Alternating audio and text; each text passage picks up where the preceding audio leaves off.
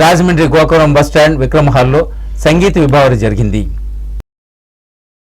Rajamahendravaram Gokavaram bus stand Vikram హాల్లో PJ events వారు anchor as Anand ఆధ్వర్యంలో సంగీత విభావరి నిర్వహించారు.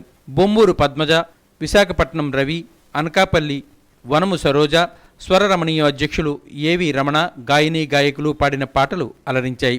ఈ కార్యక్రమానికి ముఖ్య అతిథులుగా గానుగ పరిశ్రమ అధినేత శివప్రసాద్, జిల్లా గ్రంథాలయ సంస్థ మాజీ చైర్మన్ అల్లు బాబీ, పలువురు పుర ప్రముఖులు విచ్చేశారు.